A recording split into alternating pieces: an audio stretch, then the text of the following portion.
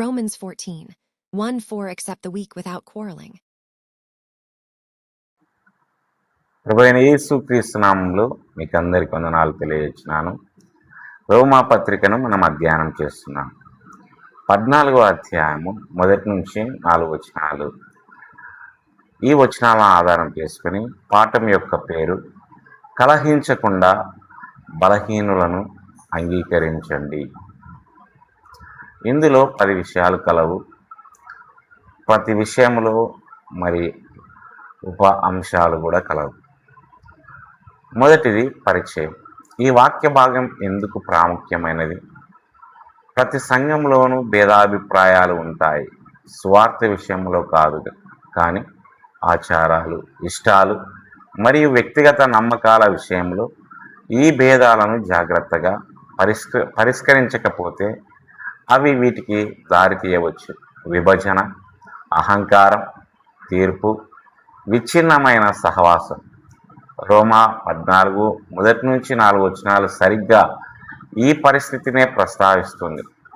క్రీస్తును అంగీకరించిన విశ్వాసులు కొన్ని విషయాల్లో విభేదించినప్పటికీ ఐక్యంగా ఎలా జీవించగలరో ఇది బోధిస్తుంది. ఈ వాక్య భాగం రక్షణ వంటి ప్రధాన సిద్ధాంతాల గురించి కాదు, కానీ రోజువారీ క్రైస్తవ జీవితం గురించి. మన అభిప్రాయాలు వేరుగా ఉన్నప్పుడు మనం ఒకరితో ఒకరు ఎలా ప్రవర్తిస్తామనే దాని గురించి. రెండవ విషయం, తొలి సంఘములోని పరిస్థితిని అర్థం చేసుకోవడం. రోమాలోని సంఘములో వీరు ఉన్నారు. కఠినమైన నేపథ్యం గల విశ్వాసులు, ముఖ్యంగా ఆహారం మరియు మతపరమైన ఆచారాల విషయంలో. క్రీస్తులో తమ స్వేచ్ఛను అర్థం చేసుకున్న విశ్వాసులు. ఇది ఈ క్రింది విషయాల వంటి వాటిపై ఉద్రిక్తను సృష్టించింది. కొన్ని రకాల ఆహారాలు తినడం, కొన్ని ప్రత్యేక ఆచారాలను పాటించడం. పౌలు ఈ భేదాలను ఎవరు సరైనవారు అనే దానిపై కాకుండా విశ్వాసులు ఒకరితో ఒకరు ఎలా ప్రవర్తించాలనే దానిపై దృష్టి సారించడం ద్వారా పరిష్కరిస్తాడు. మూడవ విషయం, వచనం 1, ఒకరినొకరు అంగీకరించమని పిలుపు. వివాదకరమైన విషయాల గురించి వాదించుకోకుండా విశ్వాసం బలహీనంగా ఉన్నవారిని అంగీకరించండి.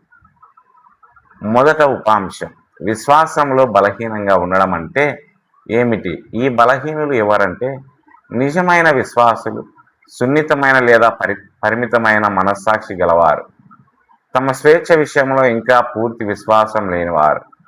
ఈ బలహీనత రక్షణ లేకపోవడం గురించి కాదు, ఇది కొన్ని విషయాలలో అవగాహన లేదా భరోసా లేకపోవడం గురించి. ఉదాహరణకు, కొందరు కొన్ని రకాల ఆహార పదార్థాలను తినకుండా ఉండవచ్చు. కొందరు కొన్ని రకాల పనులతో అసౌకర్యంగా భావించవచ్చు. వారు తిరుగుబాటుదారులు కారు. వారి అవగాహన పరిమితంగా ఉన్నప్పటికీ వారు దేవుణ్ణి గణపరచడానికి ప్రయత్నిస్తున్నారు. రెండవ ఉపాంశం, అంగీకరించు అనగా ఏమిటి? ఈ ఆజ్ఞ చాలా బలమైనది. దాని అర్థం వారిని సహవాసంలోనికి ఆహ్వానించండి, వారిని ఆప్యాయంగా స్వీకరించండి, వారిని కుటుంబంలో ఒకరిగా చూడండి. దాని అర్థం ఇది కాదు, వారిని దూరం నుండి సహించడం, వారిని పట్టించుకోకపోవడం, వారిని రహస్యంగా చిన్నచూపు చూడడం. ఇది ఉద్దేశపూర్వకమైన ప్రేమతో కూడిన అంగీకారం. మూడవ ఉపాంశం, వివాదాస్పద విషయాలు అంటే ఏమిటి? ఇవి క్రింది విషయాలు లేఖనాలలో స్పష్టంగా ఆజ్ఞాపించబడలేదు లేదా నిషేధించబడలేదు. రక్షణను ప్రభావితం చేయవు, వ్యక్తిగత విశ్వాసానికి ఆస్కారం కల్పిస్తాయి. నేటి ఉదాహరణలు కొన్ని జీవన శైలి ఎంపికలు, సాంస్కృతిక పద్ధతులు, వ్యక్తిగత ప్రవర్తన ప్రమాణాలు. ముఖ్యమైన ఆలోచన, ప్రతి అభిప్రాయ భేదం కోసం విడిపోవడం సరైనది కాదు. నాలుగవ విషయం, వచనం 2, విభిన్న విశ్వాసాలు. ఒక వ్యక్తి యొక్క విశ్వాసం అతడిని ఏదైనా తినడానికి అనుమతిస్తుంది, కానీ బలహీనమైన విశ్వాసం గల మరొక వ్యక్తి కేవలం కూరగాయలు మాత్రమే తింటాడు. మొదటి ఉపాంశంలో 2 రకాల విశ్వాసులు. దీంట్లో మరి మొదటగా బలవంతులు తమ స్వేచ్ఛను అర్థం చేసుకుంటారు. అన్ని రకాల ఆహారాలు తినడంలో వారికి ఎలాంటి సమస్య ఉండదు. అపరాధ భావన ఉండదు. 2 బలహీనులు తమను తాము నియంత్రించుకుంటారు. కొన్ని రకాల ఆహారాలకు దూరంగా ఉంటారు. మనస్సాక్షి ప్రకారం ప్రవర్తిస్తారు. రెండో విషయం, ముఖ్యమైన సూత్రం, ఇద్దరు విశ్వాసులే కానీ వారు విభిన్నంగా జీవిస్తారు. ఇది మనకు బోధించేది ఏమనగా క్రైస్తవులు ఎదుగుదలలో వివిధ దశల్లో ఉండవచ్చు. పరిపక్వత ఎల్లప్పుడూ ఒకే విధంగా ఉండదు. మూడో విషయం, ఉపాంశం, ఒక లోతైన అవగాహన. ఇక్కడ విషయం కేవలం ఆహారం కాదు, అది మనస్సాక్షి. ఒక విశ్వాసి ఇలా అనవచ్చు, నేను దేవుని ఎదుట ఇది చేయలేను. ఆ క్రియ పాపం కాకపోయినా మనస్సాక్షిని ఉల్లంఘించడం తీవ్రమైన విషయం. 5వ విషయం, 2 విరుద్ధమైన పాపాలు. 3వ వచనం, అన్ని తినేవాడు తినని వానిని తృణీకరించకూడదు, మరియు అన్ని తిననివాడు తినేవానిని తీర్పు తీర్చకూడదు, ఎందుకంటే దేవుడు వారిని అంగీకరించాడు. మొదటి ఉపాంశం, బలవంతుని పాపం తృణీకరించడం. బలవంతులు ఇలా అనుకోవచ్చు, వారు చాలా కఠినంగా ఉన్నారు, వారికి అర్థం కాదు. ఇది దేనికి దారి తీస్తుంది? ఇతరులను చిన్నచూపు చూడడం, జ్ఞాన గర్వం. ప్రేమ లేని జ్ఞానం అహంకారాన్ని పుట్టిస్తుంది. 2వ ఉపాంశం, బలహీనుల పాపం తీర్పు. బలహీనులు ఇలా అనుకోవచ్చు, వారు అజాగ్రత్తగా ఉన్నారు, వారు పరిశుద్ధత విషయంలో శ్రద్ధ చూపడం లేదు. ఇది దీనికి దారి తీస్తుంది. ఇతరులను ఖండించడం, వ్యక్తిగత ప్రమాణాలను సార్వత్రిక నియమాలుగా నిర్ణయించడం. వినయం లేని దోషభావన తీర్పును పుట్టిస్తుంది. 3వ ఉపాంశం, ప్రధాన సత్యం, దేవుడు వారిని అంగీకరించాడు. ఈ వాక్య భాగం అంతటికీ ఇదే ఆధారం. దేవుడు ఒక వ్యక్తిని అంగీకరిస్తే మనం వారిని తిరస్కరించకూడదు, మనం వారిని తృణీకరించకూడదు, మనం వారిని ఖండించకూడదు. 6వ విషయం, దేవుడే యజమాని. 4వ వచనం, ఇతరుల సేవకునికి తీర్పు తీర్చడానికి నీవెవరు? సేవకులు తమ సొంత యజమాని ఎదుట నిలబడతారు లేదా పడిపోతారు, మరియు వారు నిలబడతారు ఎందుకంటే ప్రభువు వారిని నిలబెట్టగలడు. ఇందులో ఉపాంశం ఏ, మొదటగా యాజమాన్య సూత్రం. ప్రతి విశ్వాసి వీరికి చెందినవాడు, ప్రభువుకు వీరికి కాదు. ఇతర విశ్వాసులకు, మానవ అంచనాలకు దీని అర్థం. ఇతరులపై మనకు అంతిమ అధికారం లేదు. 2వ ఉపాంశం, సేవకుని ఉపమానం.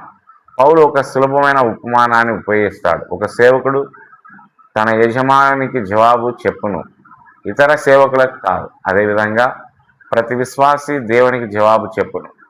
3వ ఉపాంశం, దేవుని కార్యం గురించిన హామీ. ప్రభువు వారిని నిలబెట్టగలడు. ఇది చాలా ప్రోత్సాహకరమైనది.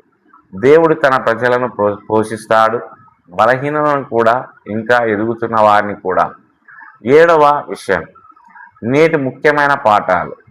ఇందులో మొదట ఉపాంశం, వాదనలు గెలవడం కంటే ఐక్యత ముఖ్యం. ప్రతి విభేదాన్ని పరిష్కరించాల్సిన అవసరం లేదు. కొన్నిసార్లు ఉత్తమ ప్రతిస్పందన అంగీకారం, ఓర్పు, ప్రేమ. 2వ ఉపాంశం, ఎదుగుదలకు సమయం పడుతుంది. విశ్వాసులు వేర్వేరు వేగాలతో ఎదుగుతారు. ఇలా కాకుండా మార్పును బలవంతం చేయడం, మనం చేయవలసింది సున్నితంగా బోధించడం, పరిపక్వతకు సమయం ఇవ్వడం. 3వ ఉపాంశం, మనస్సాక్షిని గౌరవించాలి. మనకు విభేదాలు ఉన్నప్పటికీ మనం ఇతరులపై ఒత్తిడి చేయకూడదు.